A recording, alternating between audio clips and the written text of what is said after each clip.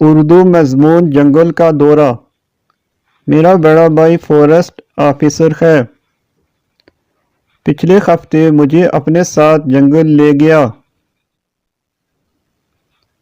صبح کا وقت تھا جب ہم جنگل کی طرف روانہ ہوئے۔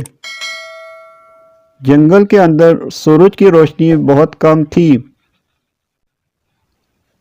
آدھے گھنٹے تک جنگل میں گاڑی چلانے کے بعد اچانک میرے بھائی نے جیپ روک دی۔